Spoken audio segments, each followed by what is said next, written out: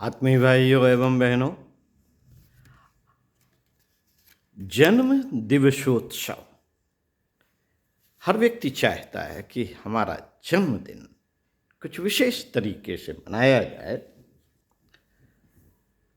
आइए, वास्तव में जन्मदिन हमें कैसे मनाना चाहिए, आपको बताते हैं परम पूज्य गुरुदेव के द्वारा इस संदर्भ में लिखी गई पुस्तक से जन्म दिवसोत्सव क्यों और कैसे। आत्मा की पुकार। महर्षि याज्ञवल्क्य अपनी समस्त संपत्ति को दोनों पत्नियों में बराबर बांटकर गृह त्याग के लिए तैयार हुए।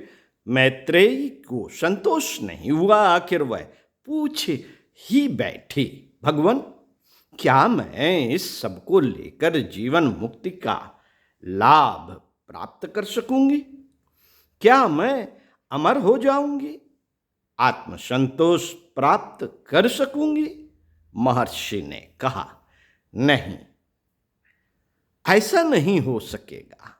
साधन सुविधा संपन्न सुखी जीवन जैसा तुम्हारा अब तक रहा, इसी तरह आगे भी चलता रहेगा। अन्य सांसारिक लोगों की तरह तुम भी अपना जीवन सुख सुविधा के साथ बिता सकोगी।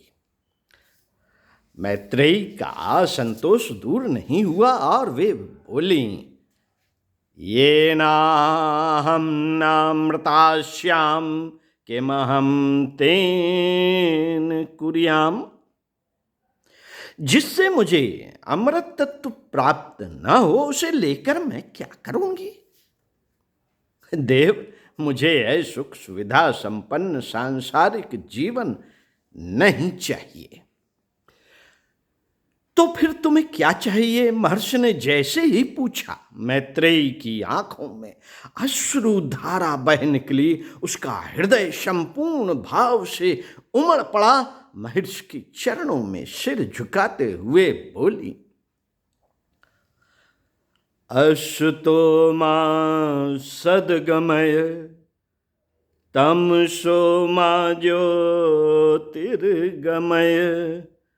मृत्योर्मामृतं गमय। हे प्रभु, मुझे असत्य से सत्य की ओर, अंधकार से प्रकाश की ओर, मृत्यु से अमरत्व की ओर गति प्रदान करें।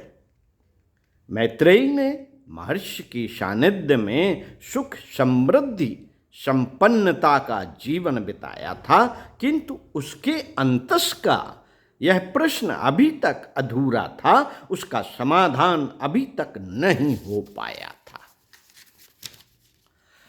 हम जीवन भर नाना प्रकार की संपत्ति वैभव एकत्र करते हैं, आश्रय धन बहुमूल्य सामग्री जुटाते हैं और अंतस में स्थित मैत्रेयी को सौंपते हुए कहते हैं, लो, इससे तुम्हें प्रसन्नता होगी, आनंद मिलेगा। किंतु अंतस में बैठी मैत्रेयी कहती है, एनाहम नामृतास्याम किमहम तेन कुर्याम। इन सब सामग्रियों में जीवन के शाश्वत प्रश्न का समाधान नहीं मिलता। ऊंचे से ऊंचे पद प्राप्त करते हैं, अखबारों से लेकर दूरदर्शन में छाए रहते हैं, अंतर आत्मा से कहते हैं, लो लो, तुम्हारा तो बड़ा सौभाग्य है। पूरी दुनिया तुम्हें याद कर रही है, किंतु अंतरात्मा कहती है, एनाहम नामृतास्याम किमहम तेन कुर्याम। आत्मा निरंतर छटपटाती रहती है उस महत्वपूर्ण तथ्य की प्राप्ति के लिए जो उसे सत्य प्रकाश अमृत की प्राप्ति करा सके, दुखों से छुटकारा दिलाकर आनंदमय बना सके, मैत्रेयी चाहती थी।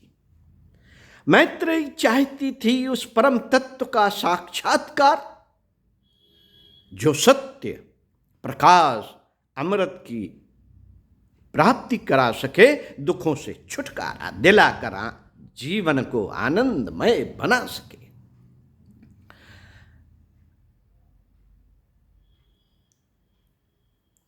मैत्रेयी चाहती थी उस परम तत्व का साक्षात्कार जो सत्य ज्योतिर्मय स्वरूप है। मैत्रेयी ने अपने अनुभव की कसौटी पर जान लिया था कि संसार और उसके सारे पदार्थ, संबंध, नाते, रिश्ते मरणशील हैं, मरणशील हैं।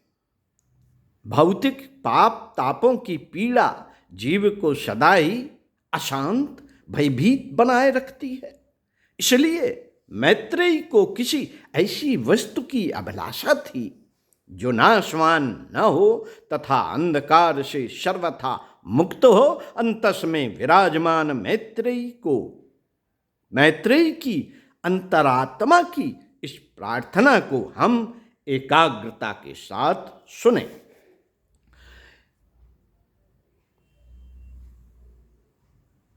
एनाहम नामृताश्याम किमहम तेन कुर्याम। यह हमारा जीवन मंत्र बन जाए।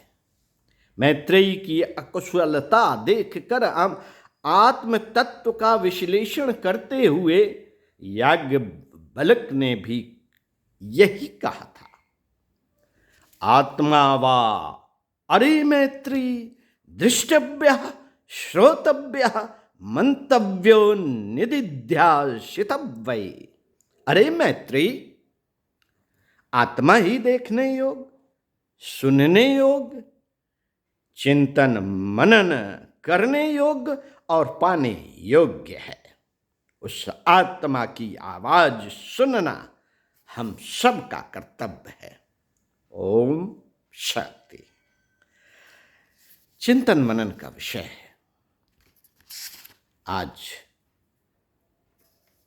जो जन्म दिवसोत्सव हम मना रहे हैं, इस संदर्भ में यह चिंतन मनन का विषय आगे और सुनकर पढ़कर सुनाएंगे आपको।